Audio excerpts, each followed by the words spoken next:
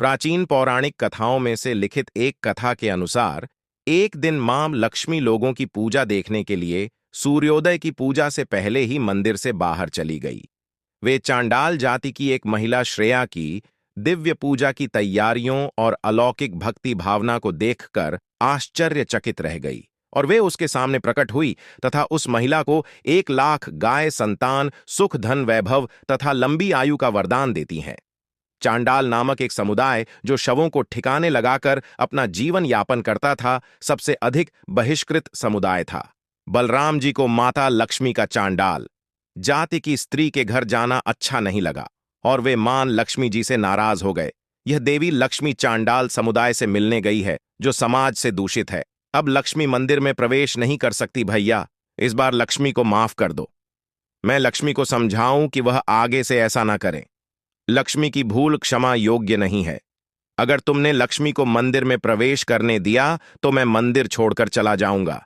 मैं मंदिर में प्रवेश नहीं करूंगा। बलराम जी अपनी बात पर अड़े रहे और कहा कि अगर जगन्नाथ जी ऐसा नहीं करेंगे तो वो मंदिर में प्रवेश नहीं करेंगे। जगन्नाथ जी अपने भाई के बहुत आज्ञाकारी थे, इसलिए उन्होंने लक्ष्मी को बुलाया और बताया कि बलराम के आदेश के अनुसार उन्हें मंदिर में जाने की अनुमति नहीं है। लक्ष्मी बलराम भैया तुम पर बहुत क्रोधित है क्योंकि तुम चांडाल समुदाय के लोगों से मिलकर आई हो, इसलिए वह चाहते हैं कि तुम मंदिर में प्रवेश ना करो, अन्यथा वह मंदिर में प्रवेश नहीं करेंगे। स्वामी, आपके ऐसे शब्दों से मुझे बहुत दुख पहुंचा है। विवाह के समय आपने पिताश्री से वादा किया था कि आप मेरे अपराधों को क्षमा कर देंगे और फिर यह कोई पाप या अपराध नहीं है। फिर भी मेरे साथ ऐसा व्यवहार किया जा रहा है। आप मेरा अपमान कर रहे हैं। मैंने अपने भक्तों पर दया की है, उनके दुखों को दूर किया है। यह मेरा अपराध नहीं है। मेरे लिए मेरे सभी भक्त बराबर हैं। मैं अपने अपमान के लिए आपको और बलराम जी को कभी क्षमा नहीं करूंगी। मां लक्ष्मी बहुत क्रोधित हुई। उन्होंने जगन्नाथ जी और बलराम जी को 12 सालों तक इतना गरीब रहने का श्राप दिया कि वे भोजन तक भी प्राप्त ना कर सके। जगन्नाथ जी का भोजन भंडार, रत्न भंडार सब कुछ गायब हो गया। दोनों भाइयों ने भिक्षा मांगी ताकि वे अपनी भूख शांत कर सकें, परंतु वे जिस घर का भी भोजन खाते उस घर का भोजन समाप्त हो जाता, इसलिए लोगों ने उन्हें भिक्षा देना भी बंद कर दिया। माता लक्ष्मी के क्रोध में दिए गए श्राप के कारण भगवान जगन्नाथ और बलराम जी कई वर्षों तक भूखे रहे। 12 साल तक भटकने और हर दरवाजे पर जाने के बाद दोनों भाइयों ने देखा कि कुछ लोग एक दिशा से आ रहे थे। उनके चेहरे पर संतुष्टि थी। पूछताछ करने पर भाइयों को एक घर के बारे में पता चला जो भोजन दान कर रहा था और उन्होंने चांडाल समुदाय क्षेत्र की ओर इशारा किया। लगता है उस घर से कोई दान प्राप्ति हो रही है।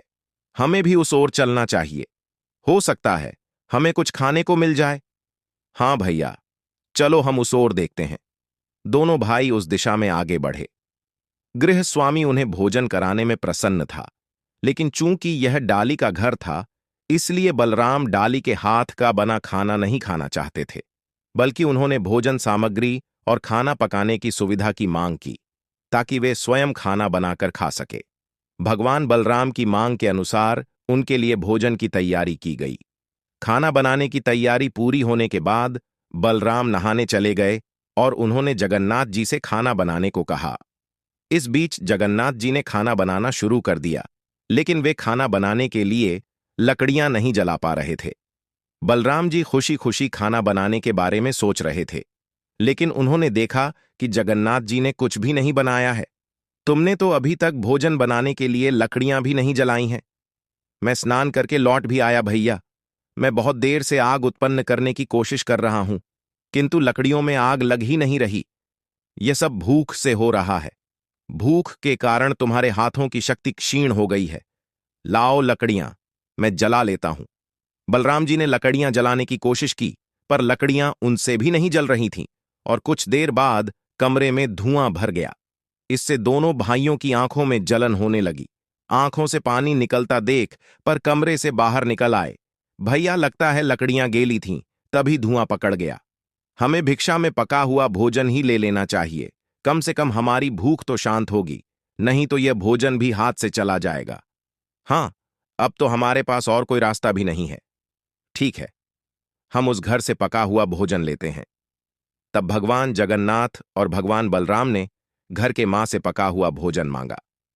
घर के मालिक ने सहमति जताई और नौकरों से उन्हें भोजन परोसने को कहा। जब उन्होंने खाना शुरू किया तो उन्हें यह बहुत स्वादिष्ट लगा। वास्तव में उन्हें भोजन वैसा ही लगा जैसा माता लक्ष्मी मंदिर में पकाती थी।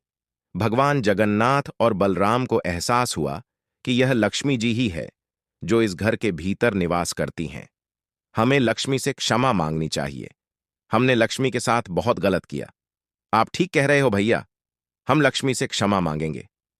बलराम जी और जगन्नाथ जी को भोजन उसी घर से प्राप्त हुआ जिस घर को उन्होंने दूषित कहा था। आज उसी घर में उनकी 12 वर्षों की भूख मिटी थी। बल